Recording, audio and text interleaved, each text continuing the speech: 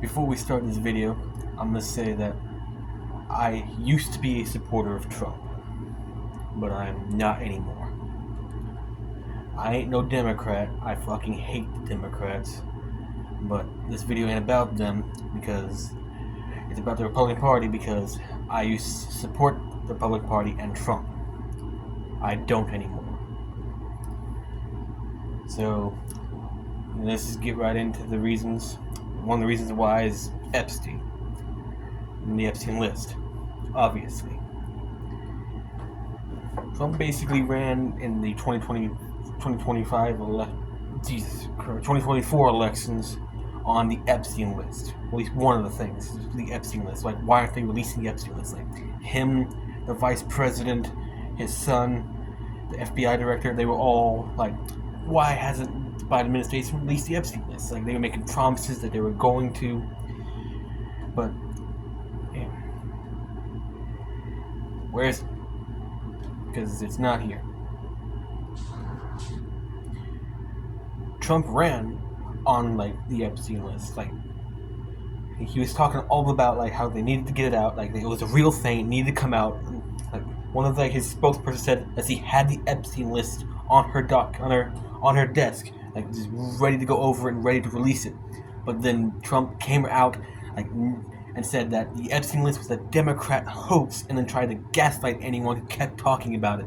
Like, you're not his supporter if you keep talking about it. What? So, if the Epstein list is all a hoax, why is Ghislaine Maxwell still in prison? Like, she's effectively in prison for nothing, right? Well, no, she's there because she belongs there, and, well, the Epstein list is very much real. And Trump would have been going on all about it if it wasn't. So, what about Ghislaine Maxwell?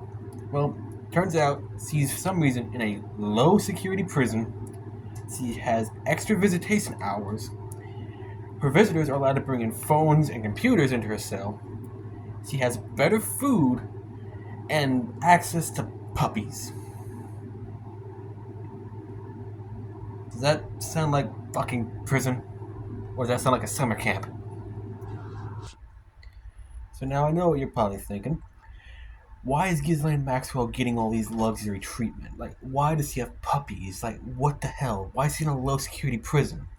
Why is she not in a maximum security prison? Like, she trafficked women and children, like for sex work. Like, what the fuck? Why is she in a low security prison? Why does she have access to fucking puppies? Well, we know why. Some emails leaked, and it pretty much tells us why. She's been keeping her mouth shut about Trump. So, yeah, the luxury is a reward for good behavior, pretty much. This is one of those emails that got leaked. I apologize for the shit quality. This is on my TV, from my TV screen. I was watching this on YouTube. I pulled it up for you. Yeah, the video in question is by a guy called Heavy Duty Country. Great YouTuber. I highly recommend him. But yeah, this is one of said emails, as you can see. I'll try and move slow so you can actually read this for yourself. This is just... yeah, as y'all can clearly see here. So I think it's starting to become a lot clearer now why the Epstein files have not yet been released, like Trump promised they would be. Another email.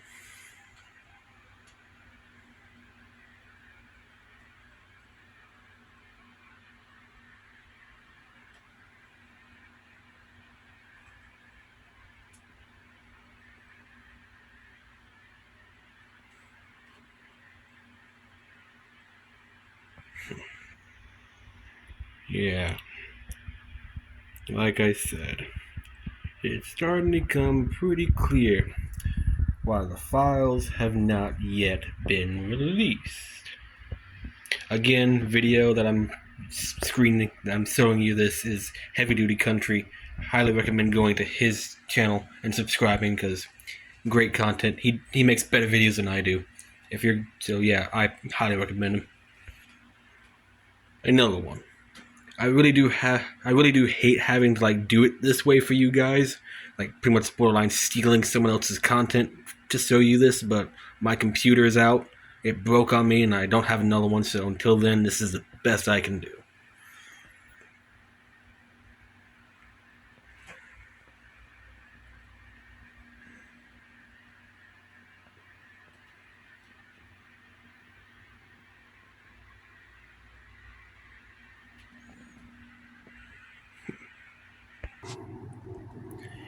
One of Epstein's victims went onto the BBC and straight up admitted that she had met Trump through Ghislaine Maxwell. Now, granted, it's the BBC, so take it with a grain of salt, but even a broken clock is right twice a day. You know, it does make me like a little. Well, it's very funny to me that so many Republicans can still support Trump even after all this has come out. Like they just like refuse to believe it because they're like so like sure that Trump is the savior of America. Like he is a millionaire or billionaire. You don't get that rich in America without having some connections. Like let's be honest here. He is bought and paid for. Like he is no different than any of the other politicians.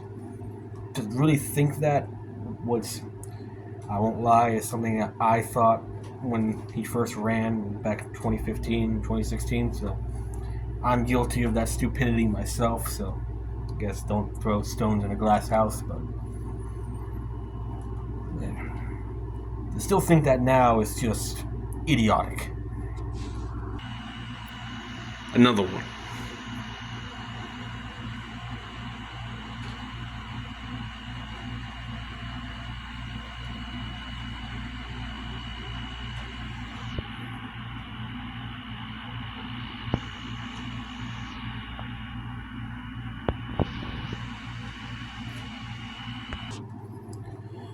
Now, when I said Trump was bought and prayed for, I think I know by who. In 2019, when the FBI raided Epstein's New York apartment, they found a bunch of CDs and hard drives containing images of women and children. The FBI photographed those hard drives and CDs, but didn't extract them, claiming they didn't have a warrant for them. So you had a warrant to enter his house, but not take any evidence you found with you. 4 days later, when they showed up to retrieve the evidence was gone. Shocking. Epstein's lawyer then supposedly returned the items to the property, but the FBI could not guarantee that all the images on the hard drives were the same ones as before. So Epstein's people likely erased everything important on those hard drives. So like, why didn't the FBI just take them when they had the chance before? And of course, now because they didn't, all those names and images are likely gone. So the names of people who abuse women and children just gone, just not existent anymore. Now, why was Epstein collecting all of these like evidences? Why was he keeping them around? Why was his why were all of his mansions just covered in security cameras in every room? Why did he have a secret surveillance room in his New York home where he could just monitor all of the cameras? Well, obviously, he was collecting blackmail, but for who and why? Oh, and apologies, I also forgot to mention that when the FBI busted open his safe, they found a bunch of pictures and videos that were all labeled with both the names of the victims and the perpetrators. So again, obviously Epstein's collecting blackmail material, but for who and why? Well, according to an Israeli spy, Aaron Ben Manasseh, or something Hebrew, he was running a very complex spy network for Mossad, or like the Jewish spy agency, or I should say juice box. Too late, cat out of the bag. That the Israeli spy agency. It's actually been widely reported that Ghislaine Maxwell's father, Robert Maxwell, was a spy, or a double spy, double agent, whatever you want to say, working for both the British intelligence and Israeli intelligence. So, hmm. Ben Manasseh claims that when Robert Maxwell discovered that Epstein had desires on his daughter, he asked Mossad for the green light to induct him into his inner circle. See?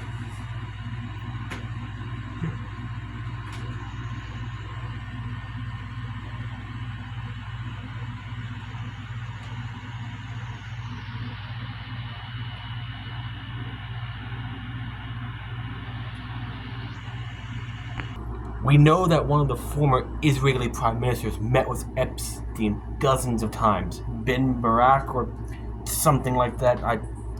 Hebrew names, man. According to Ben Benassi, when it became clear that Epstein was useless at everything else according to being a spy, his primary role became blackmailing American and other Western leaders and like politicians and celebrities into basically, I guess, supporting of Israel. This blackmail material may explain why when that cybersecurity analyst from Israel came over to America for a cybersecurity conference in Las Vegas, when he got caught for trying to have sex with a child, managed to escape back to Israel after being arrested because the U.S. government had to intervene and let him go, even though he was caught literally trying to have sex with a child. No, I've heard that when you check a map of like known sex offenders, Israel lights up like a Christmas tree, which I wouldn't be surprised. When the Assad regime in Syria fell, I didn't like Assad, but he was the only thing protecting Christians in the region. When he fell and the terrorists took charge, they started pretty much slaughtering Christians immediately. The United States, which is a Christian country, did nothing. Israel gets attacked, and oh boy, we get involved real quick. When Hamas decided that they wanted to go on a one-way trip to hell and attacked Israel, which, by the way, Israel was warned in advance that it was going to happen, but they did nothing about it, we got involved. We started supporting Israel. When Israel attacked an Iranian nuclear plant out of fear that it could produce nuclear weapons, and then Iran retaliated and attacked Israel back for it, we got involved. Like, we actually got involved. We were striking Iran. We were actually aiding the Jews fight that war, even though they started it.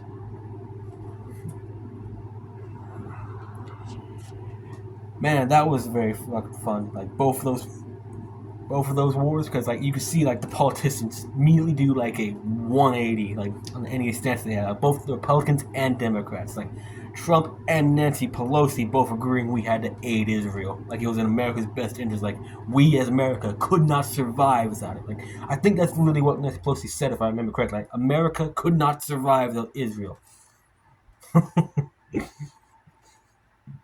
Oh god, what do they have on you, Nancy Pelosi?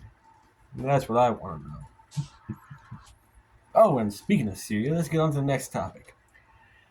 Trump decided that apparently on the Marine Corps' 250th birthday and the day before Veterans Day, or like, the day before Veterans Day, I'm going to say that. Even if I'm wrong, then call me a dumbass in the comment section. Trump decided that it would be a good idea to invite the former leader of the oh shit, I'm spacing out. Give me a minute. I'll remember in a minute. Sorry about that. This is, like I said, I make shit videos, very unprofessional. Trump decided to bring one of the former leaders of Al Qaeda into the White House the day before Veterans Day and on the Marine Corps birthday. What a massive slap in the face to every soldier who died and fought Al Qaeda, huh? The current leader of Syria was invited to the White House. A former leader of fucking Al Qaeda. Al Zalani, or whatever he's calling himself now, Arabic, can't pronounce, is the current leader of Syria after he took power, and is a former leader of Al Qaeda in Syria.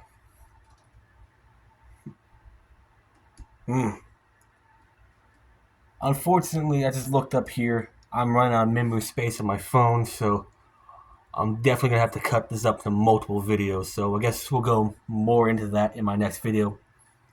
So apologies, I started this segment thinking I'd had more time, but I clearly don't. So we're gonna finish this up in the next video, I guess. There's gonna have to be more parts though. I don't know if that's gonna take more than just 2. I have a lot I want to say. So I guess to the next video.